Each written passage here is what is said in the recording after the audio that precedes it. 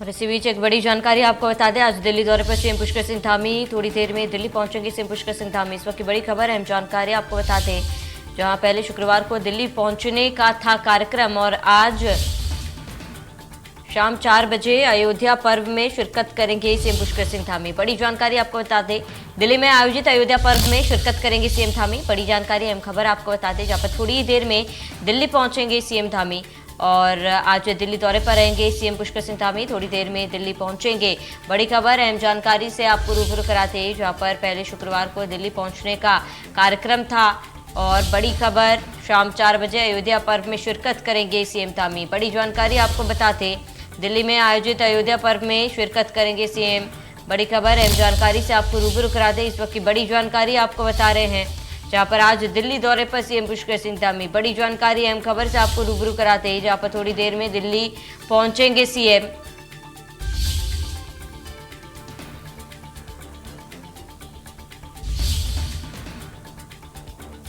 और शाम 4 बजे अयोध्या पर्व में शिरकत करेंगे सीएम धामी। दिल्ली में आयोजित अयोध्या पर्व में शिरकत करेंगे। बड़ी जानकारी आपको बताते, संभवतः कई कैबिनेट मंत्री से भी मुलाकात करेंगे। बड़ी खबर आपको बता रहे हैं, कुछ प्रस्तावों को लेकर चर्चा भी करेंगे सीएम धामी। और बड़ी खबर, थोड़ी देर में सीएम पुष्कर सिंह धामी दिल्ली पहुंचेंगे और पहले शुक्रवार को दिल्ली पहुंचने का कार्यक्रम था, लेकिन उसे बदलकर शनिवार कर दिया गया और थोड़ी ही देर में दिल्ली पहुंचेंगे सीएम।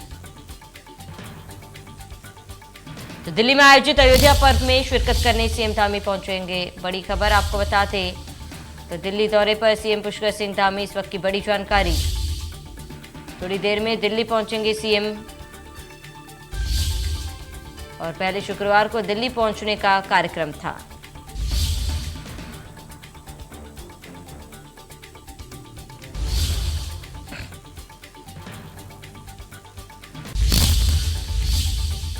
और खबरों में आगे बढ़ेंगे, जहां पर देहरादून में स्वास्थ्य मंत्री धन सिंह रावत ने प्रेस कॉन्फ्रेंस की। आयुष्मान भारत योजना की चौथी वर्षगांठ पर प्रेस कॉन्फ्रेंस की भव्य तरीके से आयोजित करेगी उत्तराखंड सरकार। 18 अप्रैल को सीएम धामी कार्यक्रम का शुभारंभ करेंगे और एक दिवसीय स्वास्थ्य मेले का आयोजन भी होगा। तो एक दिवसीय स्वास्थ्य मेले का आयोजन आयुष्मान भारत योजना की चौथी वर्षगांठ को धूमधाम से मनाया जाएगा। भव्य तरीके से आयोजित करेगी उत्तराखंड सरकार। 18 अप्रैल को सीएम धामी कार्यक्रम का शुभारंभ करेंगे। बड़ी खबर आपको बता रहे हैं, एक दिवसीय स्वास्थ्य मेले का आयोजन होगा और इस वक्त की बड़ी जानकारी आपको बताते हैं।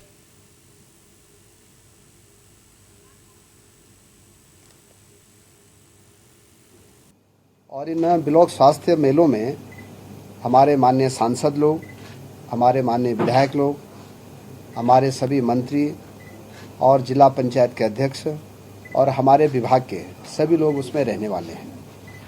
सभी जिलाधिकारियों को और सारे सीएमओ को यहाँ से हमने निर्देश दिए हैं कि मेले बहुत अच्छे होने चाहिए और इन मेलों का उद्घाटन जो है हमारे मुख्यमंत्री जी 18 तारीख को 10:30 बजे रायपुर में जो ब्लॉक हॉल है, हाँ, वहाँ से जो है शुभारंभ करेंगे और पूरे प्रदेश में लगभग 110 से ज़्यादा मेले जो है आयोजित किए जाएंगे। उनकी लिस्ट भी मैं आपको देने वाला हूँ, कौन किस मेले में जाएगा ये भी हमने बना दिया है।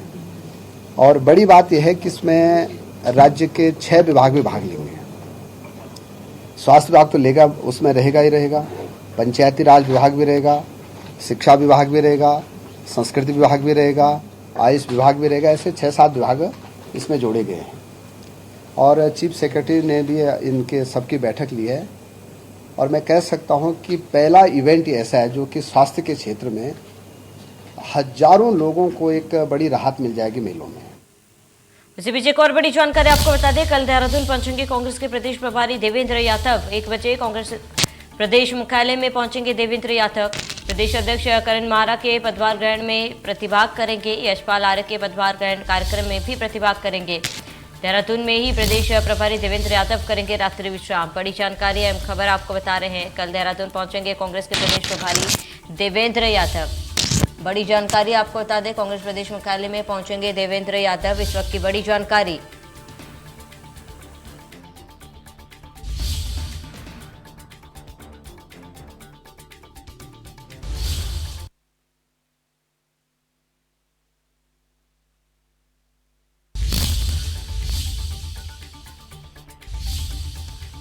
आपको बता दें कल देहरादून पहुंचेंगे कांग्रेस के प्रदेश प्रभारी देवेंद्र यादव। इस वक्त की बड़ी जानकारी आपको बता दें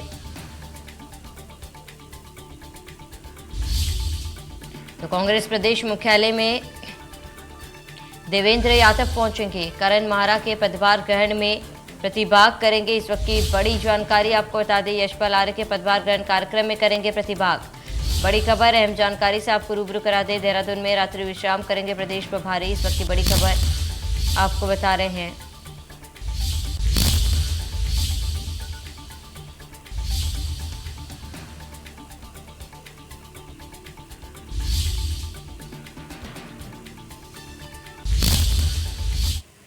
तो गर्मियां शुरू होते ही वन्य जीवों के सामने पीने के पानी की समस्या खड़ी हो जाती है, इसीलिए वे आबादी क्षेत्रों का रुख करते हैं। हरिद्वार वन प्रभाग ने इन समस्याओं से बचने के लिए वन प्रभाग की सभी रेंजों में दर्जनों वाटर होल्स तैयार किए हैं। साथ ही इनमें पानी भरने की व्यवस्था की जा रही है। जंगली जानवरों की सुविधा के लिए वन विभाग की ओर से कुछ नए वाटर होल्स भी तैयार किए गए हैं।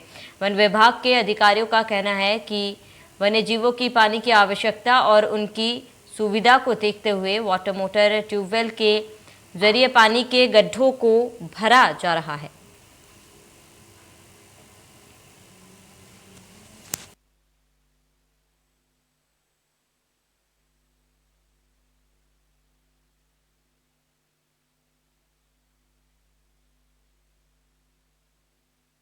के लिए ये तैयारियां की जा रही है, क्योंकि जिस तरीके से तापमान में बढ़ोतरी देखी जा रही है, पीने के पानी का संकट भी समाया जा रहा है। और ऐसे में उत्तराखंड में वन विभाग ने पहल की है। जगह जगह पर वाटर होल्स बनाए गए हैं और इस वाटर होल्स में पानी भरने का काम भी लगातार जारी है, ताकि वन्य जीव जो है वो इस तपती गर्मी में पानी पी सके। क्योंकि उत्तराखंड में वन विभाग की तरफ से ये पहल की जा रही है। कुछ नए वाटर होल्स भी इस बार बनाए गए हैं। वन्य जीवों के लिए ये वाटर होल्स तैयार किए गए। सभी रेंजों में दर्जनों वाटर होल्स तैयार किए गए।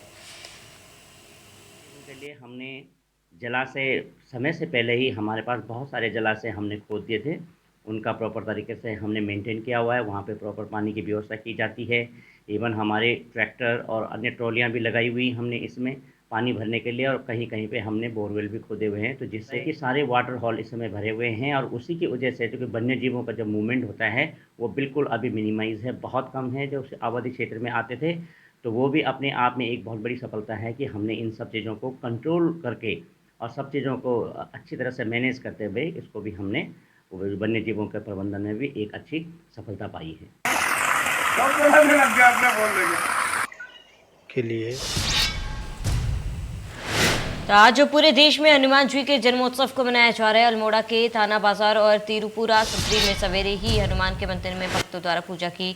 साथ ही हनुमान जयंती के मौके पर दिन भर पूजा अर्चना, भजन कीर्तन गाए जाते हैं। आपको बताते हैं कि आज शाम को भंडारे का आयोजन किया जाएगा। वही विनोद वैष्णव ने बताया कि अल्मोड़ा थाना बाजार का हनुमान का मंदिर करीब 400 वर्ष पुराना है, जिसमें हर वर्ष हनुमान जयंती पर भजन कीर्तन और भंडारे का आयोजन किया जाता है।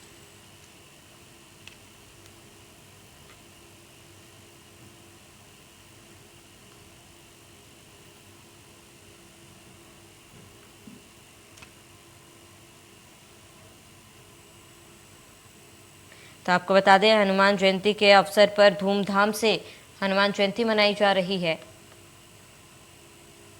हनुमान जी के जन्म महोत्सव पर एक विशाल आयोजन किया जाता है, भंडारा किया जाता है, भजन कीर्तन होते हैं, सुंदरकांड होता है और मोहल्ले के नहीं वरन पूरे शहर के लोग इसमें अपना योगदान देते हैं और दर्शन करने के लिए आते हैं। हनुमान मंदिर करीब 400 साल पुराना एक प्रसिद्ध मंदिर है। इसमें हर साल हनुमान जी के जन्म महोत्सव पर एक विशाल आयोजन किया जाता है, भंडारा किया जाता है, भजन कीर्तन होते हैं, सुंदरकांड होता है और मोहल्ले के नहीं वरन पूरे शहर के लोग। पौड़ी जनपद के लैंसडाउन विधानसभा के जौहरी खाल ब्लॉक की देवडाली, कुठीगार और तिलसा गांव को जोड़ने वाली सड़क की बदहाल स्थिति में है। इस सड़क पर देखरेख के अभाव के कारण सड़क पर बड़ी बड़ी झाड़ियां उग गई है। बता दें ये सड़क आसपास के करीब 12 गांव को जोड़ती है। इस सड़क का साल 2003 में कटिंग का काम पूरा हो गया था, लेकिन आज 18 साल बीत जाने के बाद भी सड़क पर डामरीकरण का काम नहीं हो सका। स्थानीय लोगों का कहना है कि वो कई बार लोक निर्माण विभाग से गुहार लगा चुके हैं। साथ ही जनप्रतिनिधियों से भी अभी तक महज आश्वासन ही मिला है। लोगों का कहना है कि बारिश के मौसम में सड़क जानलेवा हो जाती है और सड़क पक्की नहीं होने से लोगों को भारी परेशानियों का सामना करना पड़ता है।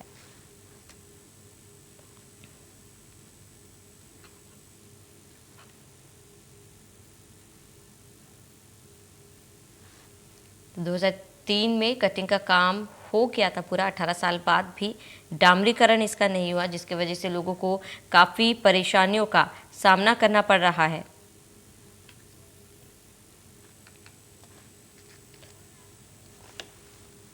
ये रूट का हमें मतलब इस रूट से ये परेशानी है कि जैसे कि आपको पता होगा कि ये रूट कब बना था, 2003 में बना था, सन 2003 में ये रूट बना था। और तब से मतलब अभी तक ये मतलब रोड जो है कि पक्की हुई नहीं। और आप देख ही सकते हैं ये मेरे आगे पीछे की कितनी झाड़ियाँ हो रखी है।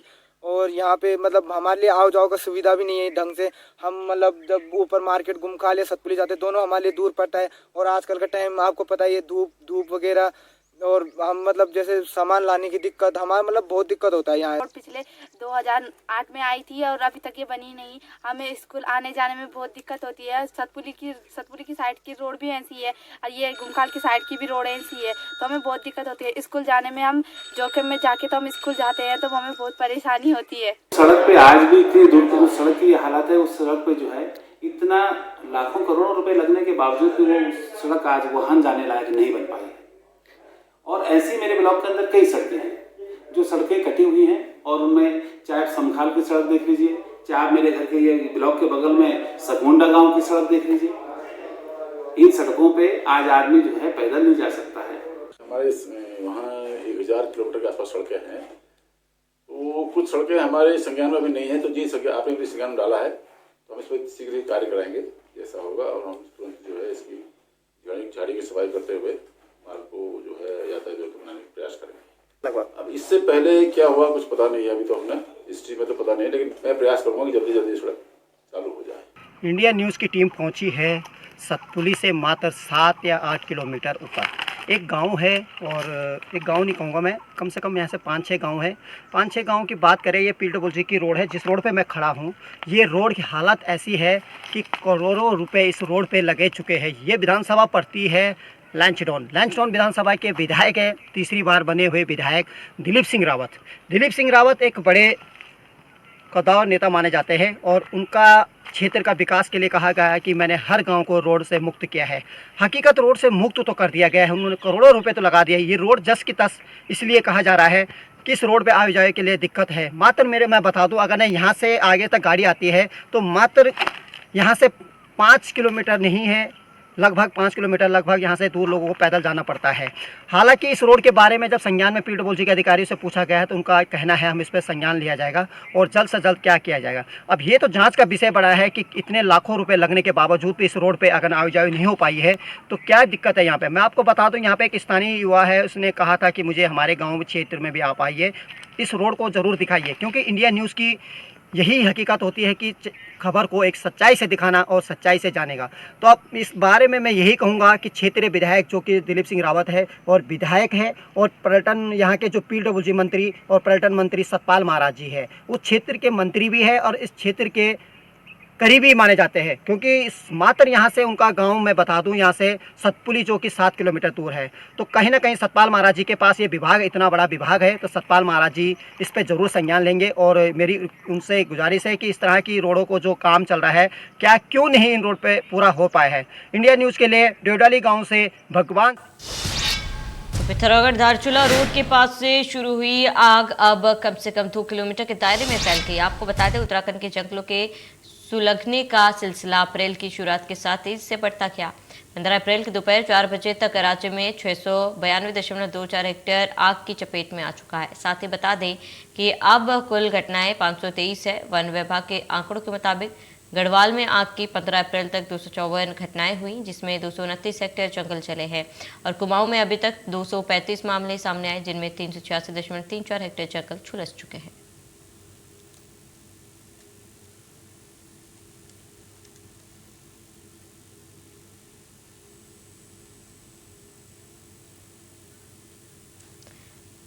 तो आग पर काबू पाने की कोशिश लगातार जारी है, लेकिन बढ़ती तपिश के कारण लगातार आग की घटनाएं जो है वो बढ़ रही हैं। उत्तराखंड के जंगलों में आग जो है फैलता जा रहा है। चारधाम यात्रा के मुख्य पड़ाव श्रीनगर में यात्रा को लेकर प्रशासन, होटल व्यापारी, वाहन संचालक, नगर निगम सभी अपने अपने स्तर से तैयारियों में जुटे हुए हैं। आज इन्हीं तैयारियों और यात्रा को लेकर रोड मैप तैयार करने के लिए पुलिस ने यात्रा से जुड़े सभी स्टेक होल्डर्स से बातचीत की। इस दौरान पुलिस ने सभी से सुझाव भी मांगे। बैठक में ट्रैफिक, पार्किंग की कमी, अतिक्रमण, ये 3 मुद्दे सबसे ज्यादा हावी रहे। मीटिंग में इस बात पर भी सवाल उठे कि फुटपाथ पर 60 दुकानें किराए पर दी गई हैं, जिससे बाजार क्षेत्र में ट्रैफिक की समस्या उत्पन्न हो रही है। वहीं यहां से जुड़े स्टेक होल्डर्स ने कहा, NH58 पर पार्किंग के न होने से सड़क पर जाम लगता है, जिससे यात्रियों को दिक्कतों का सामना करना पड़ता है।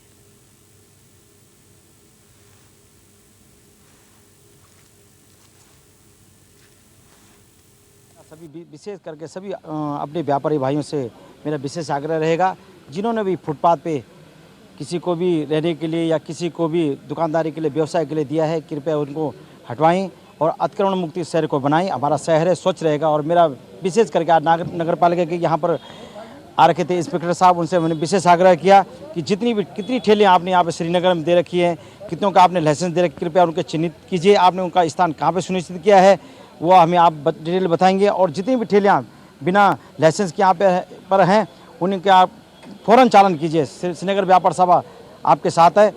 और मेरा विशेष आग्रह पुलिस प्रशासन से भी मैंने ये विशेष आग्रह किया है कि अब यात्रा सीजन शुरू होने वाला है और हमारे कोरोना काल में काफ़ी व्यापारी टूटा हुआ है और जितने भी होटल व्यवसाय हमारे नेशनल हाईवे पे हैं वह उनके व्यवस्था ऐसे करवाएं कि अगर पार्किंग के अगर उनकी व्यवस्थाएं हो जाए, अगर हमारे यात्री यहाँ पर रुके, होटल का व्यवसाय बढ़िया चले, ये भी हमारे उनकी तरफ विशेष ध्यान रहेगा। अपने व्यापारियों की तरफ हमारा विशेष ध्यान।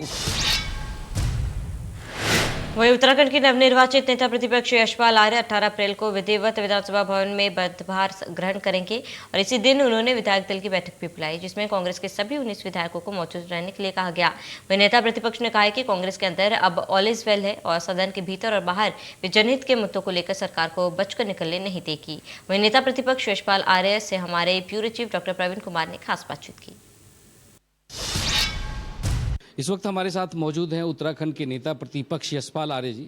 यशपाल जी, सबसे पहले तो इंडिया न्यूज में आपका स्वागत कि आपकी वरिष्ठता को देखते हुए आपको नेता प्रतिपक्ष बनाया गया। यहाँ से क्या रोड मैप आप देखते हैं? देखिए, बहुत बड़ी जिम्मेदारी है और भरोसा विश्वास जताया है और मैं कह सकता हूँ कि जो जिम्मेदारी दी गई है उसका पूरी निष्ठा के साथ, ईमानदारी के साथ, समर्पण भाव के साथ उसको निभाने की कोशिश मैं करूँगा। निश्चित रूप से मैंने कहा ना कि हम जो सवालात हैं, जो विषय हैं, जो मुद्दे हैं, उन मुद्दों को हम पूरी तरह से हम सरकार के खिलाफ सदन में उठाएंगे। हम जवाब मांगेंगे, चाहे कोई भी मुद्दा हो, चाहे भर्तियों का मामला हो, चाहे पलायन आयोग की बात हो, चाहे बेरोजगारी की बात हो। क्या बेरोजगारी क्या मुद्दा नहीं है? क्या आज नौजवानों के हाथ में काम है? आखिरकार इन्होंने कहा था हम 24,000 के लगभग नौजवानों को सरकारी नौकरियों में हम नियुक्ति देंगे। इन्होंने कहा था कि हम जो बैकलॉग है, खाली पदों को हम भरेंगे। तो आज उसमें कहीं नई शुरुआत हुई है, कुछ दिखाई दे रहा है। तो तमाम विषय है, सदन में पुरजोर तरीके से हम विरोध भी करेंगे और सरकार को घेरने की कोशिश करेंगे, उनसे जवाब चाहेंगे। सर, आप जैसे ही नेता प्रतिपक्ष बने, एक चुनौती तो आप सरकार के सामने खड़े ही रहेंगे मुद्दों के आधार पर। पार्टी के अंदर सबसे बड़ी चुनौती आपके ऊपर आ गई। जिस दिन बने उसी दिन कहा गया कि 10 विधायक अलग जा सकते हैं, टूट सकते हैं। क्या स्थिति, असल में स्थिति क्या है? और खुलकर बयानबाजी हो रही है। जो कांग्रेस के चुनाव चिन्ह पर जीत कर आए हैं वो सीधे तौर पर मीडिया में आके बयान दे रहे हो। इस पर क्या बातचीत हो रही है? क्या इस पर कुछ कार्रवाई वगैरह होगी? देखिए, सब कुछ ठीक है। सभी विधायकों से लगातार बात हो रही है, दूरभाष से बात हो रही है, व्यक्ति रूप से मुलाकात हो रही है और 18 तारीख में हम सब लोग विधानसभा में हम लोग आपस में विचार विमर्श करेंगे, आगे की कार्य योजना बनाएंगे। जो कहा जा रहा है, जो हवा में सवाल खड़े हो रहे हैं, तैर रहे हैं कि बगावत है, नाराजगी है, और ऐसा कुछ भी नहीं है। 18 तारीख को मीटिंग बुलाई है? हाँ, मीटिंग बुलाई है। 17 तारीख को प्रदेश कांग्रेस कमेटी के अध्यक्ष के रूप में हमारे करण में राज्य अध्यक्ष के रूप में कल विधिवत पदभार ग्रहण करेंगे और 18 तारीख को हम विधानसभा में अपनी उपस्थिति दर्ज करेंगे। तो ये थे हमारे साथ यशपाल आर्य जो कि नेता प्रतिपक्ष है और उनका कहना है कि रचनात्मक तो हम होंगे ही, लेकिन जहां पर जरूरत पड़ेगी हम आक्रामकता को भी अपनाएंगे। अपने कैमरा सहयोगी सौरभ के साथ doctor Praveen Kumar, India News, Dehradun. वहीं चंपावत जनपद के टनकपुर में देर शाम मौसम परिवर्तन के साथ चल रही तेज हवाओं ने 2 लोगों की जान ले ली। बताते टनकपुर के रेलवे स्टेशन रोड पर एक पाकड़ का पेड़ तेज हवाओं के कारण गिर गया। पाकड़ के पेड़ के नीचे 8 लोग दब गए, जिसमें 2 की मौत हो गई और 6 लोग गंभीर रूप से घायल हो गए, जिनको इलाज के लिए सरकारी अस्पताल टनकपुर में भर्ती कराया गया। वहीं स्थानीय प्रशासन द्वारा राहत कार्य जारी है।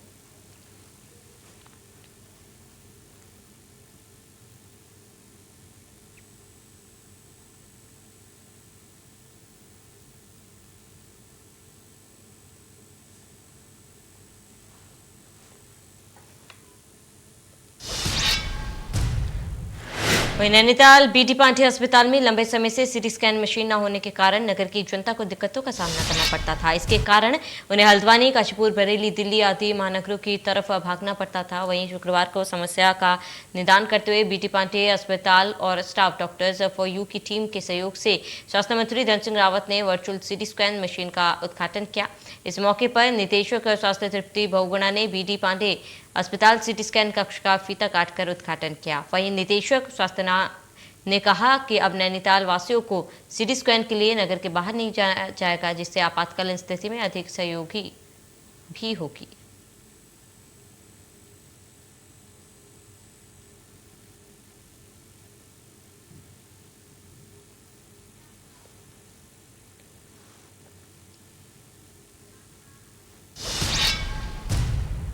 गदरपुर में एक शादी के दौरान तब जमकर हंगामा हो गया जब दूल्हे की पत्नी होने का दावा करते हुए एक महिला पुलिस के साथ वैवाहिक कार्यक्रम में पहुंच गई।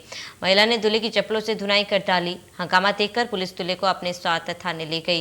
दरअसल गदरपुर की कंबोज धर्मशाला में एक विवाह कार्यक्रम चल रहा था। अचानक कीर्ति सैनी नामक महिला पुलिस के साथ मौके पर पहुंच गई। कीर्ति का दावा था कि दूल्हा उसका पति है और उसकी शादी को 1 वर्ष भी पूरा नहीं हुआ। महिला का आरोप था कि उसका पति दहेज की मांग करता था, इस कारण उसकी पत्नी से अनबन चल रही थी। इस दौरान पहले महिला और उसके साथ आए लोगों ने दूल्हे की जमकर चप्पलों से पिटाई की, जिसके बाद जब वधू पक्ष को दूल्हे की पहली शादी का पता चला तो उन्होंने भी दूल्हे की पिटाई की।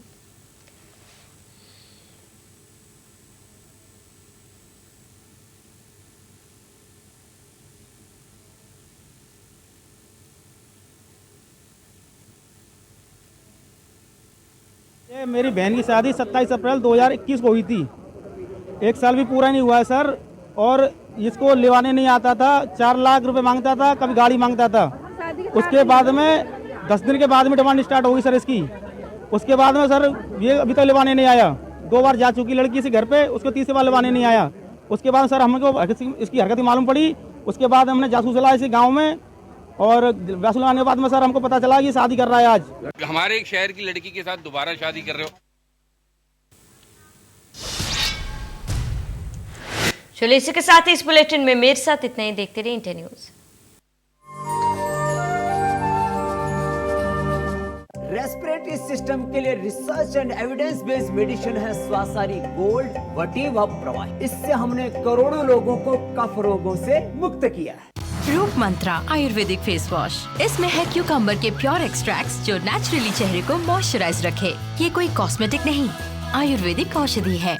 डायबिटीज के बारे में कुंठित धारणा है कि पेनक्रियाज के बीटा सेल्स रिजुविनेट नहीं होते। योग मधुनाशिनी व मधुग्रिट के प्रयोग से हमने पेनक्रियाज के सेल्स को रीएक्टिवेट करके डायबिटीज के पेशेंट्स को नॉन डायबिटिक किया है। एक्सेल 100 तूने कब ली? नई टीवीएस एक्सेल 100 ETFI टेक्नोलॉजी के साथ सुपर माइलेज। ऑफ ऑन एक ही बटन से, वो भी बिना कोई आवाज किए। Thank you. नई टीवीएस एक्सेल 100 आश्चर्यों से भरी। जब भी लोन की जरूरत हो तो पैसाबाजार.com पे जाओ। सभी बैंक्स में से बेस्ट EMI वाला लोन चूज करो। झट से लोन अप्रूवल, फट से पैसा आपके अकाउंट में। पैसाबाजार.com। अपनाएं आयुर्वेदिक रूप मंत्रा। इसमें है क्यूकम्बर के प्योर एक्सट्रैक्ट्स जो नेचुरली चेहरे को मॉइस्चराइज रखे, ताकि पिंपल्स और डेड स्किन जैसी प्रॉब्लम से मिले रिलीफ। रूप मंत्रा आयुर्वेदिक फेस वॉश, ये कोई कॉस्मेटिक नहीं, आयुर्वेदिक औषधि है।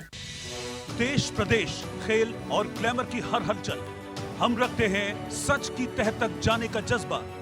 देंगे आपकी नई सोच को एक नई उड़ान। खबरों का है यही बाजार। आज समाज, देश का भरोसेमंद अखबार। तीखी मिर्ची।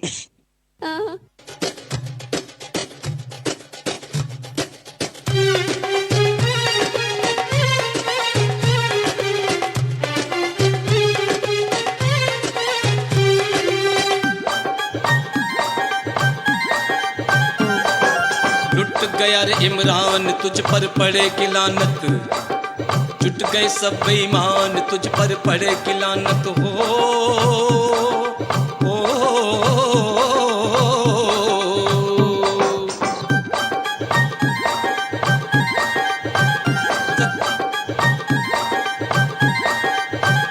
सत्ता नहीं तो सत्ता की छाया दे दे, अरे दे दे बाबा। कुर्सी नहीं तो कुर्सी का पाया दे।